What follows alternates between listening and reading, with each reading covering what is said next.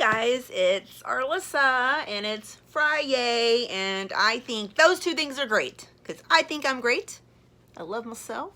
I hope you love yourself, and if not, I'm about to show you where to start to learn to love yourself, where to start to self-heal. I'm just gonna go right into it with this video. I did want to say after this video I have a reading that I'm really looking forward to, so this is my little window to say, hey guys, the readings are filling up. If you want a reading or any type of session, you're curious about what happens in these sessions, you know, I do tarot, mediumship, multidimensional channeling, which isn't for the weak. I'll say that. Anyways, intuitive guidance, I do biofield and aura frequency tuning, aura cleansing, you know, just all the things. So just get a hold of me if you're curious and you want to know a little bit about it, you're interested in moving forward, or, you know, if you want do groups. So if you're interested in having a party or some sort of get together and you want me to come and see what happens when we let loose together, let's find out. So message me and we'll figure it out.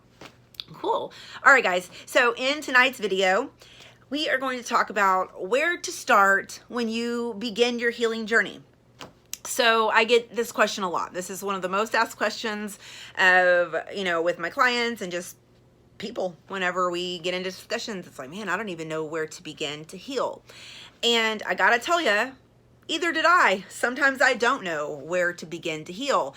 But I have learned that the best place to start is to allow yourself time away from distractions. I like to go, we call it going within. So I just say in a safe space, wherever you're safe. You don't have a lot of people. So if you like to go and you like to be distracted and you don't like to sit at home alone and think and get through it, or which overthinking is one thing, actually processing something is another, and I'll get into that in a second. But if you find yourself wanting to distract yourself a lot, you know, the self-healing journey starts with learning how to not do that and to sit with yourself and figure things out, because the only way to get to the other side is to go through it, is to feel it. And I think this is something that deters a lot of people from their healing journey, because it's not easy, because you have to feel the emotions to a certain degree all over again in order to release them and not hold on to them. So I just want y'all to be clear, and this was kind of a mind-blowing thing for me. It's that what I didn't heal and what I was allowing to dictate my behaviors and the way that I treated not only myself but other people. For that long, I was allowing a lot of this stuff to have control over me.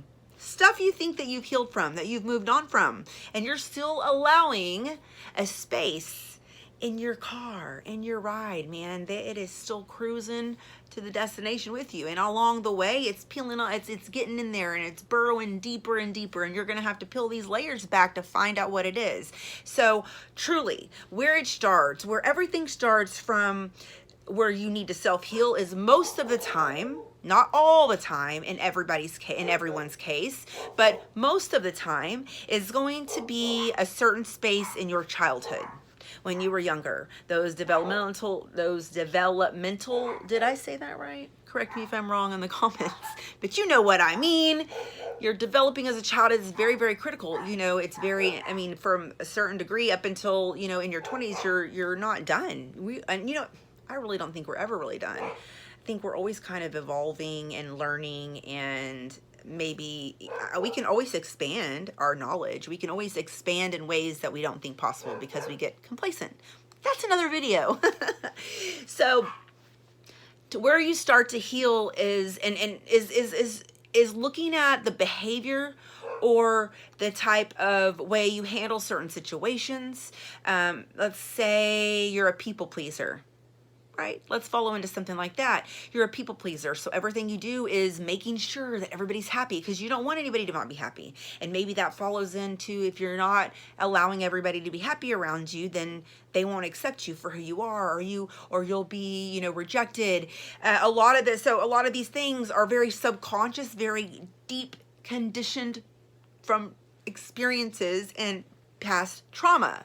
Now listen, when you say the word trauma, that doesn't mean that it has to be anything that's super intense, right? It is, but trauma can be however big or small, it's the impact that the experience has on you at the time that it does. And it's interesting because all of our experiences, as we continue to, steamroll through this life, is, they all kind of go hand in hand and link together. And then we have to undo and release and all this stuff that we're not taught until you have people like me doing a video to try and help and teach and show and learn.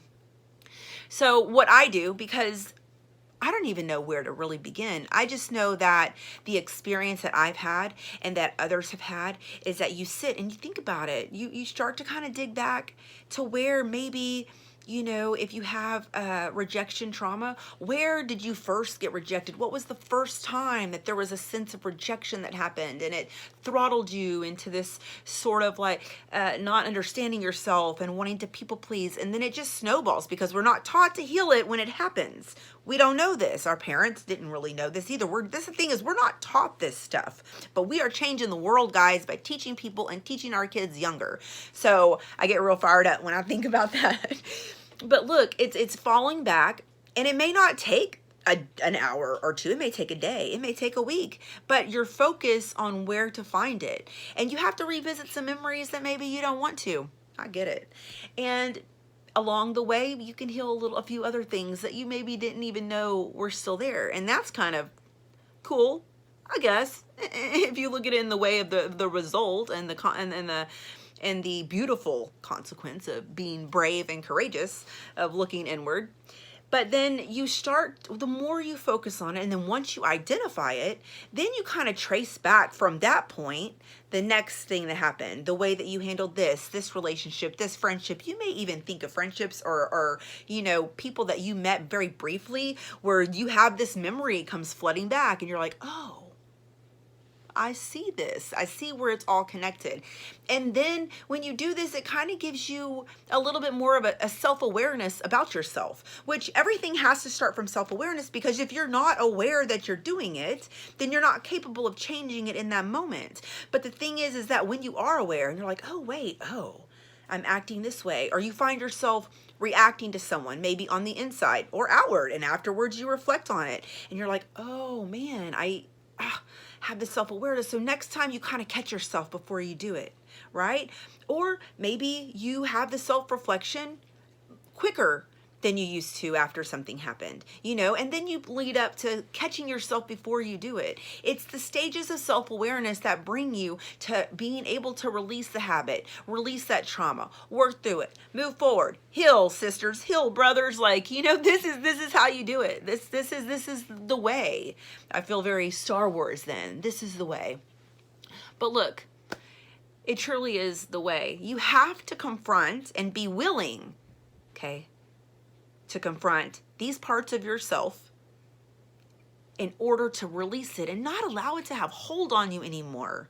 Like, golly, aren't you just tired of being sick and tired? You sick and tired of being sick and tired of these things that plague your mind, that just sit and just, or just living rent free? And that is not cool. So guys, when you start your self-healing journey, be brave enough to say, you know what, I may experience some things that I don't want to experience. I'm going to have memories that I didn't even realize I had hidden deep down.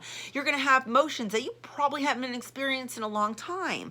But the thing is that once you allow it to come up, cry it out, release it, go jog, whatever it is, get that energy out, allow it to leave, cry, cry, cry. Allow the body to purge that energy. That's what crying is, okay? Crying is a big part of the body cleansing itself of that energy. That's why when you hold back your tears and you hold it in, you push it down, it's very related if you start to really think about how we handle the way that we show our emotion and the way that we lock it down in. And so the best way to heal is to bring it out. You may find yourself getting angry at people you were involved with whenever memories you have. Guys, it's going to bring up stuff that you didn't even know was there. And it's scary and it's crazy. But you're going to be better. You're going to be through it. It's not going to hinder you anymore. Things that hinder you, people pleasing, codependencies, not knowing your self-worth. Like, guys, this stuff holds us back. And then we're 41 years old, 30, whatever. You know, it seems like they're kind of learning it a little bit younger these days than my generation. But this is stuff that has to be done in order for you to be the best version of yourself. And also, I want to say the best version of yourself includes you loving and accepting the worst versions from the past, accepting the hurt versions, the betrayed versions, the let down, disappointed versions, the injured, the wounded. Anything that has happened in your life, you can go back and visit that version of yourself and give that version of yourself the knowledge you do now and heal that about you and release it and let it go. That's where to start. So it wasn't anything super detailed, right? I couldn't go real deep. I mean, you'll go deep. You're going to go into levels of your mind you didn't even know that were there. How exciting is that? Exploring your own mind. It's scary, but it's brave, because for some reason we all want to run away from the people that we should be loving the most, and that is ourself. And the funny thing is that we're the only person that's really stuck with us. Like we are with ourselves our entire journey, this entire life. But we are the ones that we end up hating the worst and treating the worst. Why is that? Huh? Don't you want to stop doing that? You got to find out. You got to look deep. You got to find out what it is that causes you to do this, because you are worth more. Sorry if you hear my dogs barking. They're going crazy. The long guy's here and my daughter is having a fit. So I apologize if you heard those outbursts. This is life, people. Life is lifing. So while life is lifing, get to it. Find the time to invest in yourself. Right? I get my lashes done. I go tan. I like my hair to get did. You know, there's things I love about myself that I give to myself because it makes me feel good. And there's women out there that I'm not high maintenance, but there are things that I do love because it makes me feel good. Everybody has those things they love that they put time into and that makes them feel good and brings them happiness and joy, right? So why don't you add feeling good about yourself? The way that you feel about yourself whenever you're doing those things that show you self-love and self-care, right? The way that you feel, you can continue that. You can find that in everything that you do, as long as you are brave enough to face the things that hurt you, that betrayed you. Look them in the eye. Look that dark space in the eye and say, you know what? I'm not scared of you anymore, and I'm not going to let you dictate and control my life anymore. I'm going to treat myself better. And therefore, when you start to treat yourself better, you start to love yourself, and you start to treat people better, and you really start to learn and understand how to love other people better. So my dogs are going wild and crazy, and my daughter is yelling in the background like something's going on. I almost want to grab my pistol and find out what's happening. Bang, bang, who's on my property? Get off my lawn. I'm kidding. That's me being a little silly. I'm going to go ahead and be honest that my daughter and my dog's dad in the background is kind of throwing me off. So I'm going to probably bring this video to an end. I'm not real sure where to finish. And you know what? These things are expected. The dogs go a little crazy, can't control that. And the ADHD, I get distracted. My mind goes blank. But I'm at a 13-minute video. It's a long video. Pretty sure I've covered it. So guys, remember, when you want to self-heal, you got to go inward. You got to go back deep, deep, deep, deep, deep, deep into childhood. Be patient. Be gentle with yourself. Never, ever, ever, ever think that you are stupid for feeling a way that you are. Know that it is a version of yourself that you need to feel certain things and you need to move through. There is nothing wrong with you, ever, okay? There's nothing wrong with you. So remember that. Heal it. And until the next video, I got to be thinking about what I want to talk about next, guys. Let me know what you think. And if you have any questions or any topics you want to hear, I'm your girl. All right. Thanks for being rad and watching my video, guys.